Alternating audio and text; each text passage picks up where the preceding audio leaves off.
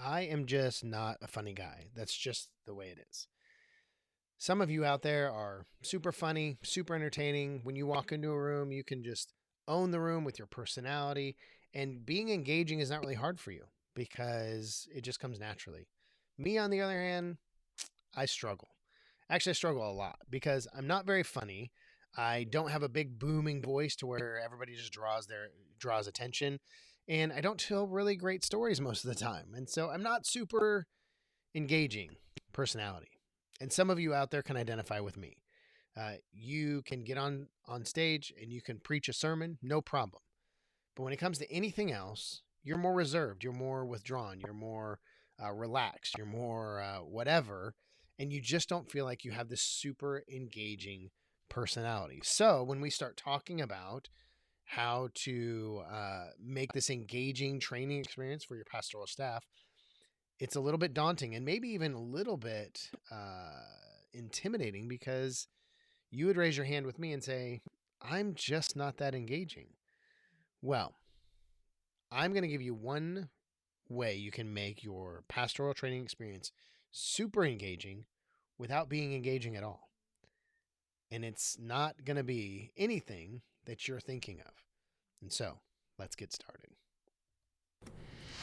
So the big question is this: how do pastors like us who remain focused on the mission of Jesus and serving our communities without being distracted by everything in the world around us, how do we increase our effectiveness while living a lifestyle that doesn't compromise our health, our families, or our personal relationships with Jesus? That's the question this podcast is going to answer. I'm Dr. Brandon Party Cooper, and welcome to the Ministry Hackers Podcast. Welcome, everyone, to this episode of the Ministry Hackers Podcast. I hope you're doing well. I hope God is blessing you. I hope that your church is growing and thriving and that everybody in the congregation loves you and every Sunday pats you on the back and says, "Great job, Pastor." That's what I wish. I hope that's the case for you, but I realize that for many of you, that's probably not the case. But I hope you're having a good day otherwise. For those who maybe this your first time here, you somehow found your way, stumbled across in the world of podcasting or YouTube videos, you found your way right here to the Ministry Hackers Podcast. I want to welcome you. Thank you so much for being here and joining us here at Ministry Hackers. My name is Dr. Brandon Party Cooper. I'm the founder here at Ministry Hackers, and we have one thing that we are trying to do desperately with all of our effort and all of our time and energy. We're trying to do one thing, and that's make your life as a pastor and ministry leader more engaging, more fun, living your dream life. Now, I know that that seems sometimes almost impossibility. For some of you, you are overwhelmed with ministry. You feel anxious. Some of you are even at the point of you struggle with depression because there's just so much going on and so many people taking pieces out of you that you just feel like living a dream life in ministry is the farthest thing that you can even imagine. But what I want to tell you is that living a dream life in ministry is not only possible, but I believe it's exactly what God wants for you. God called you into ministry to do great things, to reach people, change lives, and bring them into relationship with Him. And yes, do you have to sacrifice in order to do that? Absolutely. But I don't believe that God asks you to go into ministry so that you would live this overwhelmed, anxious, frustrating, depressed life. I don't think that's what God wanted for you. I believe that He has designed a perfect ministry life for you. Even when you look at the Apostle Paul and all the things that he went through and all the difficulties and all the struggles and all the pain that he had while following Jesus, I would say that he probably lived his dream life, a life that made him excited, that made him tick, that made him super fulfilled and thankful. That was his dream life. Now, I'm not saying that your dream life looks the same as the Apostle Paul, but what I am saying is that I believe God has created a dream life for you. And I want to help you find it. I want to help you discover what that dream life is. And if you want to find it, if you want to discover your dream life in ministry, I want to encourage you to go to ministryhackers.com/mydreamlife. And let's start working on living your dream life in ministry together. Let's find it. Let's discover what it looks like. What makes you tick? What are the things that you long for? Maybe it's more time with your family. Maybe you just want to go on a vacation every year or two. Maybe you have a hobby that you've always. Maybe you want to take up woodworking or golfing or something, but you just don't ever have the time for it. Living your dream life in ministry means having the margin to live a life that is fulfilling and joyful, as well as highly impactful for the kingdom of God. And so again, if that's you, if that's what you're wanting, if you want me to come alongside you and help you discover what your dream life looks like, go to ministryhackers.com/mydreamlife and let's start discovering your dream life in ministry together. Okay. So some of you may be wondering at this point, why in the world I have a podcast and why I have a YouTube channel and why I'm doing consulting and why I'm doing any of this if I'm not an engaging personality. Well, the short answer is because God's called me to do what I'm doing. All the way back in my first week in Bible college, I knew that this is where God was taking me. The obstacle that I had, though, was I'm just not a super engaging person. I don't tell great stories. I don't tell jokes. I'm not super funny. I'm probably too serious for most people. I'm too contemplative a lot of times. I'm just not the right personality for this. But what I have learned is I've learned there are ways to be engaging without having to be this big charismatic personality. Now, I envy those of you out there who have that super engaging personality. They're hyper charismatic and can just draw the attention of everybody in the room. But here's part of the problem is that as much as that's a blessing for all of you who are engaging charismatic personalities, for those of us who aren't, we feel less than as pastors because we don't have that big personality. And so when we start having the conversation about creating this engaging pastoral training experience for our pastors, those of us who don't have big charismatic personalities, we start to shrink back and we feel like, oh, I can't really do that because I'm not engaging. I don't have that kind of personality. But I think that's because when we think of engaging, we think of things like telling jokes and being funny and, doing things, whether it's live or on camera, that just draws people's attention. And it's all on us. It's all on our personality. It's all on how we do it. It's all on the inflections of our voices and whether we can tell this great, engaging, super emotional story that draws people in. And yes, all of that's a part of it. But there are other things that you can do that create an engaging training experience that has nothing to do with you, has nothing to do with your personality. And I give a handful of ways to create an engaging training experience, a few tips on how to do that. If you want to check out my blog, you can go check it out there, and you can find the article and discover kind of what those tips are. If you go to brandonpartycooper.com/engaging pastoral training, again, brandonpartycooper.com/engaging pastoral training. If you go there, you'll see the whole list, all the ways that you can create an engaging training experience. And most of them have nothing to do with your personality. But the one I want to talk about today, the one I think is vital for this conversation, is in order to create an engaging pastoral training experience that has nothing to do with your personality, the one thing you can do, which is super easy to do, is make it accessible. Make the training experience accessible. Let me explain why. You're busy, and so is your pastoral team, especially if you are pastoring a church of any significant size. There are just so many things on your plate that you have to do, and your pastoral team is the same way. They are constantly moving and moving and moving and doing, and there's just so much to be done, and they're busy. And so you're coming in and you're saying, hey, guys, I want you to do this pastoral training experience. I want you to go through these modules or sit down and do these sessions or whatever it is you've created for them. And they have this sinking feeling inside of them of like, I don't have time for that. Well, here's the reality. They do. They have time for the things that are important to them. If they are sitting and binging anything on Netflix, if they are doing any sort of video games, if they're going to concerts, if they have any entertainment time or any downtime, or if they're playing church softball, if they have any of that, they have time. It's just a matter of making time for the things that are important to them. Now, I would say that most of your pastors on your pastoral staff, most of them believe that learning and developing is important to them. So I think the problem is not usually whether or not they find it important. The problem is it's not accessible. If you're doing a live training experience, then that means that they are having to sit down with you at some point, whether it's you and the staff or whether it's you and them one-on-one. It's a meeting that has to fit into your day somewhere. And let's just say you're in the office, your office hours are 8 to 5. Well, you can spend all of those hours pretty much every day filled with tons of ministry things that need to be done. So how do you create an accessible training experience when everybody's so busy? Well, the number one thing I think you need to do is take that live training experience and move it to a digital format, some sort of online format. The one that I like and the one that I encourage, those that I work with, is use Thinkific. It's a learning platform, super easy to use, super cheap.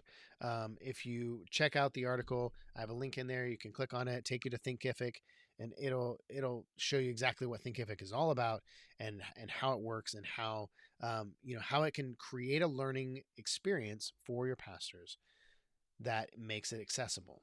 And here's the reason why I think you need to do that.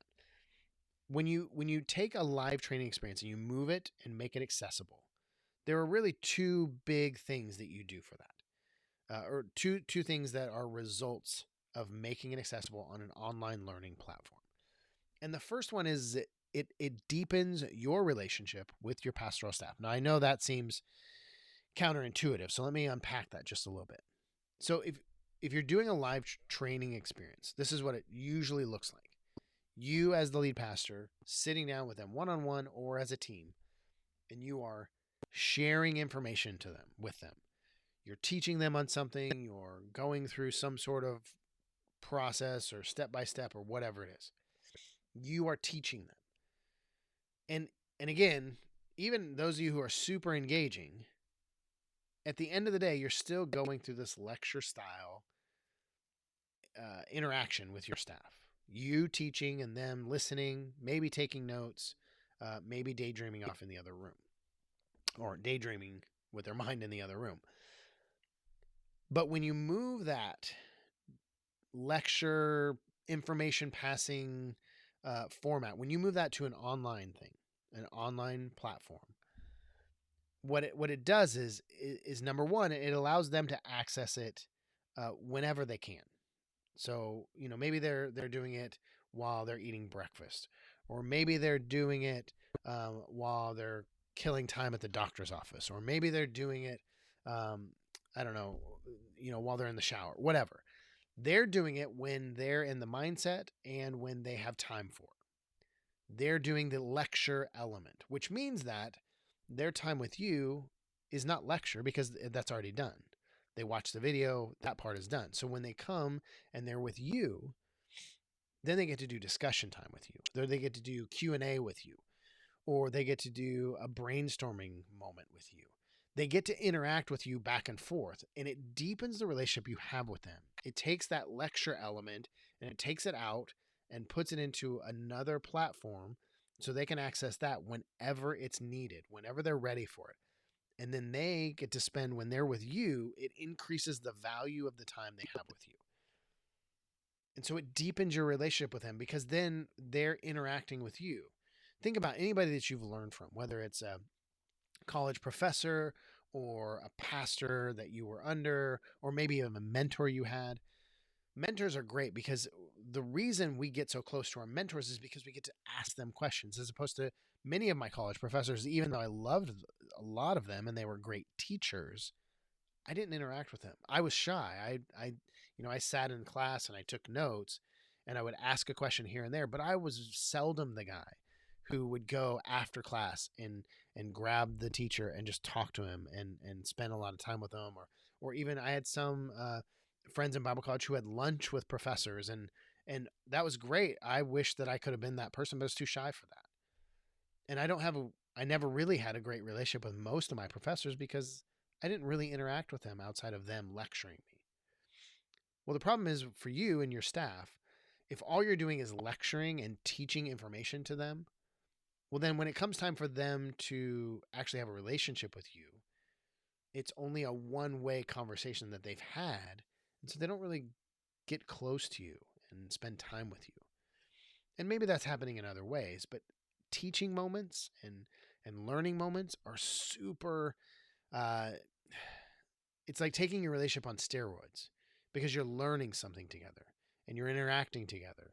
And so discussions and Q&As are great for deepening the relationship in the learning process.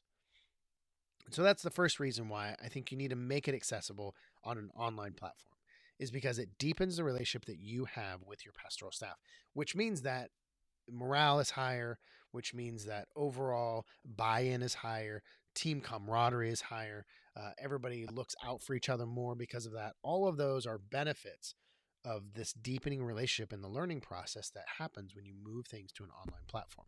So that's the first reason. The second reason why I think you need to make it accessible in order to make it engaging, the second reason is because it increases the completion rate of your pastors going through the process. Again, because it's online and because they can access it when they are ready for it, then they're more apt to keep moving through the modules. Whereas if they're doing a live training with you, things get busy and an event comes up or something happens at home and they're not able to come in that day, or even for you, you have a busy schedule. And so maybe something happens in the congregation and you get pulled away. And so then that session gets pushed off and then gets pushed off. And before you know it, you've abandoned the whole process because it's just too hard to make it happen. And so when you move to an online learning platform, well, then your pastors can keep going through the videos and the sessions and keep learning the information. And then when they're coming with you, they are able to just have the conversations and discussions. And though those are great and those are super valuable, excuse me, even those are great and super valuable, they aren't vital to continuing through the process of learning. They are enhancements to the learning experience rather than vital steps in the process. And so that means that your pastors go through the training process and they get to completion sooner and a lot more often. Because again, sometimes we just end up abandoning. And I'm sure if you really think over the years and you think of your teams and you think of your pastors and anything you've tried to implement, maybe you tried to, go through a book together and you got halfway through the book, but because of situations and circumstances, you never finished it. You guys may have all finished reading the book, but you never finished talking it through. And that's what happens in ministry. Things get too busy. Whereas if you move it to an online learning platform, you build it out and your pastors can go through it, whether or not they're interacting with you in the process doesn't hinder their learning experience. And so if for some reason you aren't able to have those discussions or those Q&As or those sit down brainstorming sessions with your team, they're still moving through and they're still going towards completion of the training experience. And so again, you don't have to be super charismatic in order to have an engaging pastoral training experience. It helps. I wish I had more of one, but you don't have to, because things like making it accessible makes it more engaging, because your pastoral staff will keep coming back to those videos because they can do it when they're ready, when they're in the mental space to learn, when they have time to focus, when they are able to turn on that video, they'll do it then, which means that they just will get to the completion point a lot faster.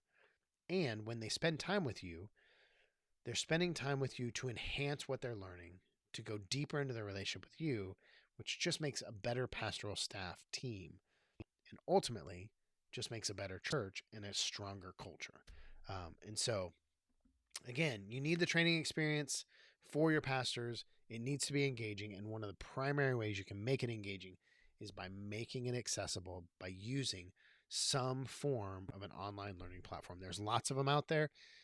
Lots of good ones out there. The one I prefer to use is Thinkific, simply because it's easy to build, it's easy to use, and it tracks everybody's progress as they're going through it. So make that learning experience, that training experience, accessible for you and for them so that you increase that completion rate, deepen relationships, and make a greater impact in your church and in your pastors as they're growing and developing to be better at what God's called them to do.